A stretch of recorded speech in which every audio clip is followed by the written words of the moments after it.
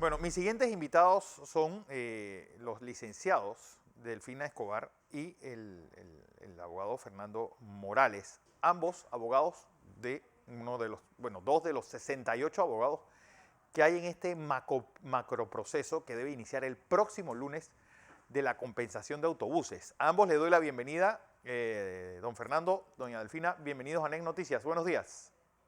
Buenos días. A Buenos días, ver, Fernando.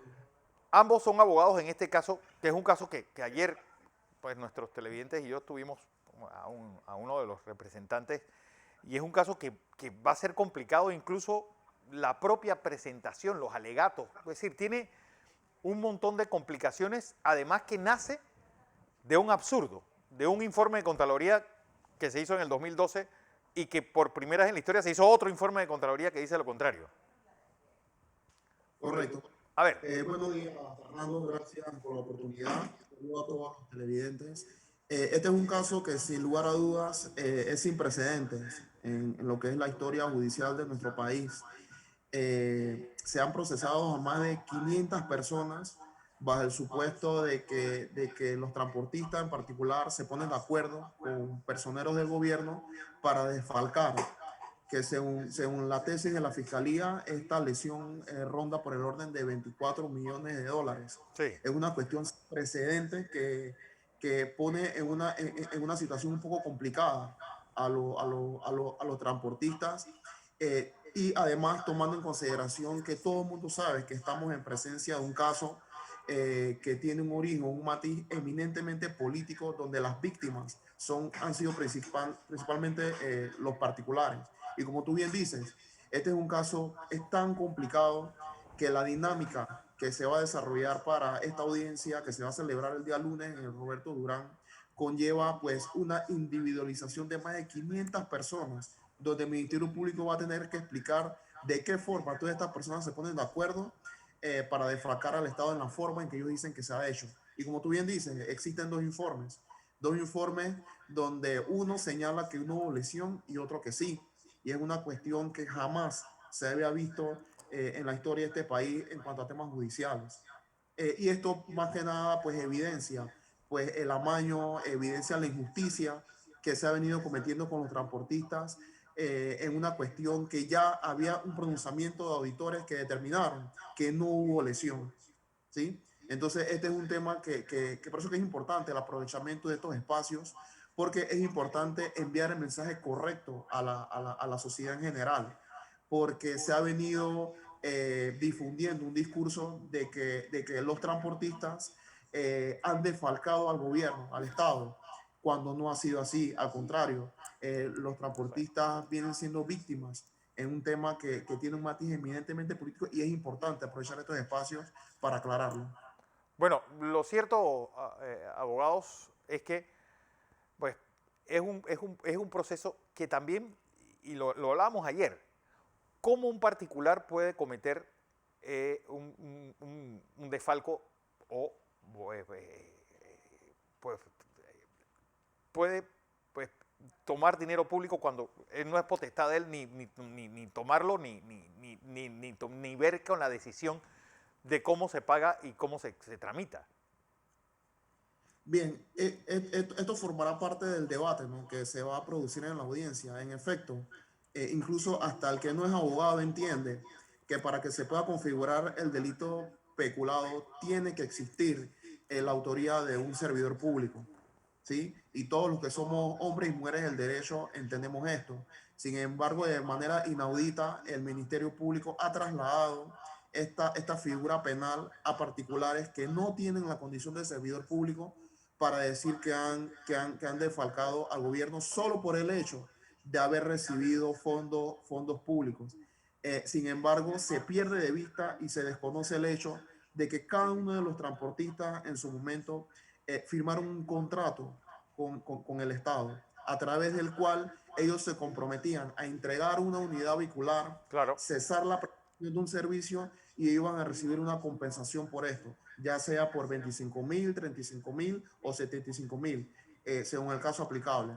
Entonces, el Estado, desde mi punto de vista, ha engañado a los transportistas porque ellos han entregado su unidad vehicular, han cesado un servicio, han entregado su herramienta de trabajo y después de aproximadamente 10 años o desde el 2012 que inicia esta investigación, el mismo Estado a través de su aparato judicial no solamente pretende quitarle lo que en su momento se les compensó, sino que pretende meterlos presos, Sí. ¿sí?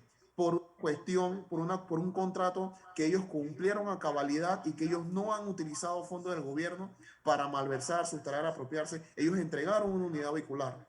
Entonces, por eso que nos llama poderosamente la atención que un informe de auditoría señale que existe una lesión patrimonial por más de 24 millones de dólares y se ha tomado en consideración el valor de la unidad vehicular que ellos entregaron, Claro. Y los el años cupo. por los Digo, y el valor del, afectados. y el valor del cupo también. Que eso Sí, también correcto. tiene un valor. O sea, bueno, o sea, lo importante es tomar en consideración que el cupo como tal, si nos basamos en la ley, el cupo es el instrumento o la autorización que le permite al Claro. transportista prestar el servicio, ¿sí? Que es distinto a lo que es la concesión. La concesión es el contrato que firma el Estado con la concesionaria, la prestataria, que es la que dirige la zona de trabajo o la ruta, ¿sí? Y esta concesionaria, a la cual se le asigna determinados números de certificado de operación, es la que lo distribuye a dueños de unidades vehiculares, ¿sí? Entonces, por eso que se habla de rescate, Claro. porque lo que se rescata es el certificado de operación que proviene de una concesión, ¿sí? Pero este certificado de operación va a ir casado con una unidad vehicular, que va a ser el propietario quien presta el servicio con este certificado. Vale. Por eso es que se habla del proceso de compensación en virtud de un proceso de rescate, porque son dos cosas diferentes. Una cosa es el rescate, otra cosa es la compensación, ¿sí? Y el certificado de operación. Ok, otra Entonces, de las abogadas en este caso es Delfina Escobar. Delfina, buenos días. Hola, buenos días. Bueno, yo creo que hay poco que añadir de un caso de este nivel de absurdez de lo que se va a ver el lunes. Y un caso que incluso tiene su base en algo tan, bueno, en algo tan contradictorio que dos informes de Contraloría que dicen lo contrario, el uno del otro. Exacto. Bueno, aquí hay tantas situaciones absurdas, tantas situaciones injustas, como por ejemplo considerar que 6 años probablemente que no se pagó placa significa que estuvieron inoperantes los buses. Estamos hablando del 25% de la flota auditada. Sí. ¿Tú te imaginas 590 buses paralizados en este país? Eso nunca se ha dado. Esa es una de las situaciones. ¿Y quién tenía que abrir ese periodo? Era la Dirección de Tránsito y Transporte Terrestre y nunca abrió los periodos. Eso fue a raíz de cuando se quemó el bus en Osana, frente a Osana. Ya otra situación es simple y sencillamente que la fecha famosa esa de 1 de julio del 2009, Sí. óyeme, antes de esa fecha fue que se expidieron todos los certificados de operación. Posterior a esa fecha no se expidió ningún certificado de operación, pero como parte de este proceso, todos los transportistas tenían que actualizar. ¿Qué dicen tanto la fiscal anticorrupción y la fiscal general de cuentas? Que como era posible que en 3 meses se hicieran actualizaciones, se hicieran cancelaciones, reasignaciones, transferencias. Óyeme, ya se había ganado, el Metrobús se había ganado la licitación y el Estado se iba a ver en graves problemas y demandas. Claro. Sí, empezaba a entregar certificados ya con una empresa vendida o con una concesión entregada. Y al final el Estado era el que iba a tener que pagarle también a mi bus.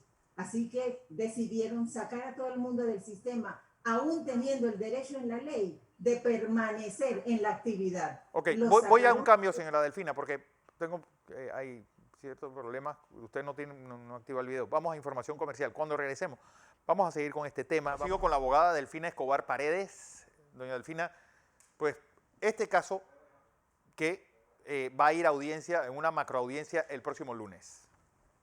Así es. Bueno, ¿qué debe pasar? Porque la verdad es que con tantos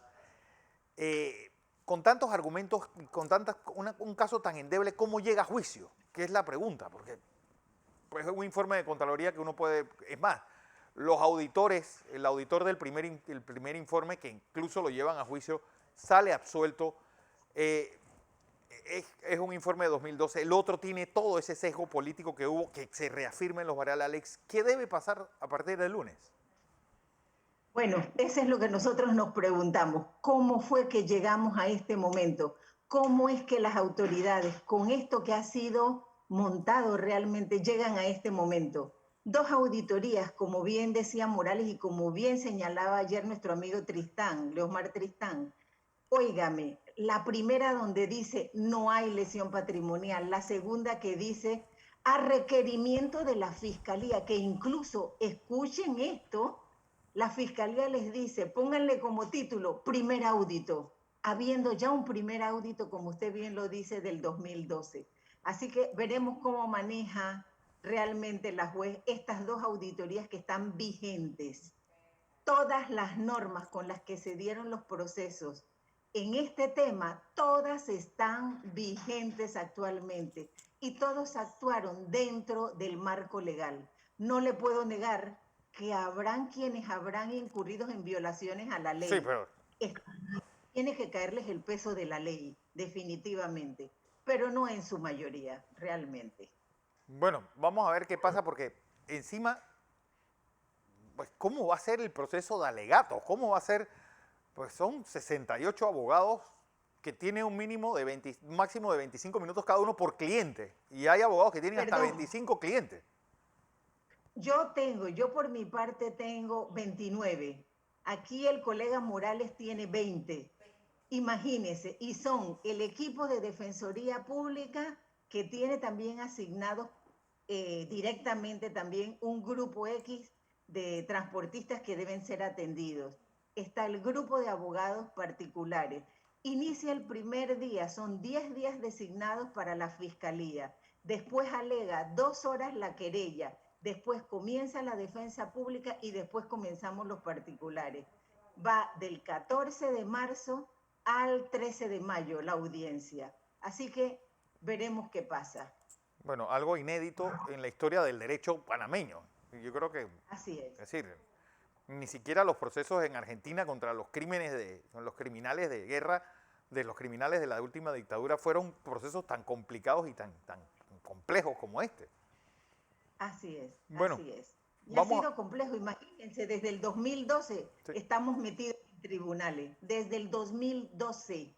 Ya van 10 años, más de 10 años que estamos metidos en este proceso en tribunales. Bueno, doña Delfina Escobar Paredes y a Fernando Morales, gracias a ambos. Vamos a ver qué pasa el próximo lunes con este proceso para lo que fue este proceso de compensación de buses. Bueno.